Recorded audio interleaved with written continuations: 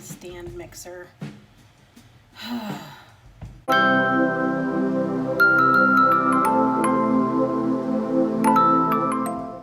everyone. Today I am going to be cooking a recipe from this book, Dining In by Alison Roman. I found myself confronted with 5 overly ripe bananas. I thought, well, of course I have to make banana bread, which I haven't made at all yet this shelter-in-place pandemic times. I went looking through all of my recipe books, and this recipe required the least amount of me going out and buying more things at the grocery store. So that is why I am gonna make this, it's called cocoa banana bread. It's more like a loaf cake than a bread, according to her. You need 4 overripe bananas plus 1. And the other main thing you need is unsweetened cocoa powder. I have no idea if this is gonna work. Baking is not my forte. Let's see what happens. The first thing you're gonna do is preheat your oven to 350. And then you're gonna mash up 4 of your bananas and cut the other one lengthwise. Bread itself calls for 1.5 cups of all-purpose flour.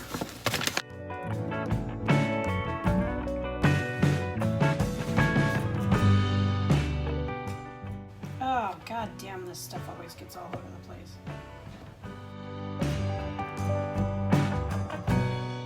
My experience with cocoa powder is that it gets everywhere, so be really careful with it.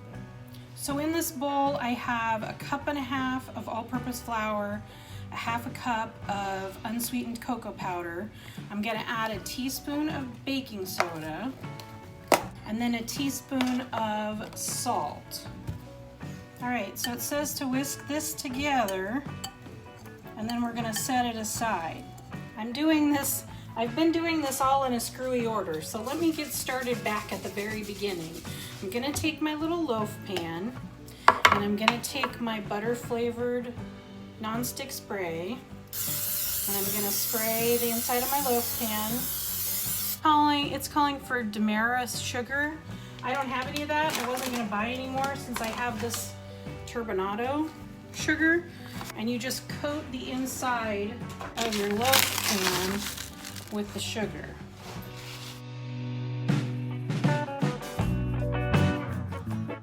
You get the basic idea. It's coated with sugar. We're gonna add the not dry ingredients into our stand mixer bowl, and we're gonna mix those up and get them nice and light and fluffy. Okay, so we're gonna add 1/3 cup of regular granulated sugar, 1/3 cup of light brown sugar. We're gonna do a teaspoon of vanilla. Oh, a little bit more. That's okay. Drip, drip. We like vanilla. And then 6 tablespoons of butter.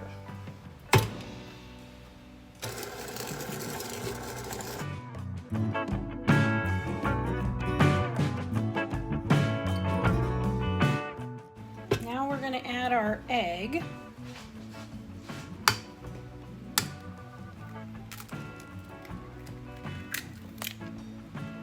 We're going to scrape down the sides.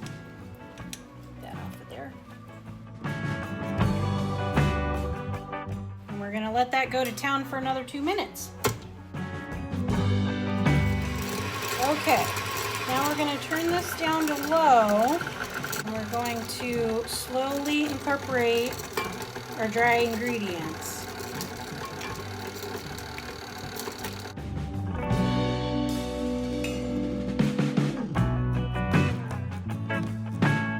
All right, so we've added our 4 mashed bananas, and you want to just stir to combine. Then we're going to add I'm going to add 1/2 cup of Greek yogurt because my not fancy grocery store did not have mascarpone, but if you are going to use Greek yogurt like me, you need to get the full fat kind.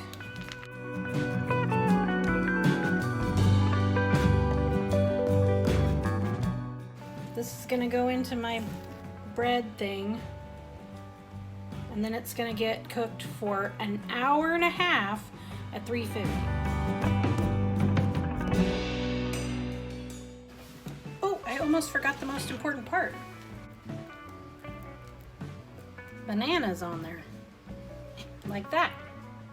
All right, here goes. We're gonna take the banana bread out of the oven.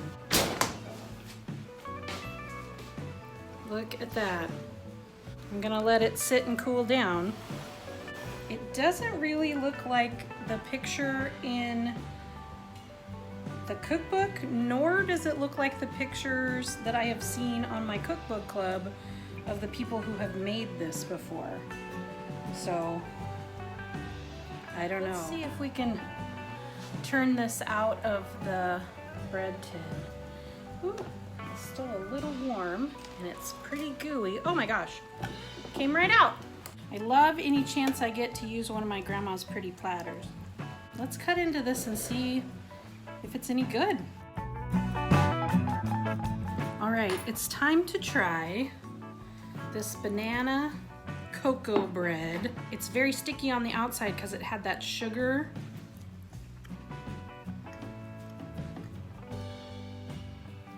It's not super sweet, which is weird because it's coated in sugar. But to me, the banana is completely lost. You get hints of it in different bites. It's not like super chocolatey either.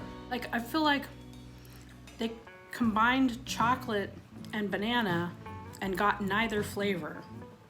It's fine. It's a little dry, which is probably my fault. I probably overmixed it. It's not my favorite thing. I mean, to be honest, I use Alison Roman's pie crust recipe, and it is like a no-fail pie crust recipe. Win some, you lose some, right? Have a good night, everybody.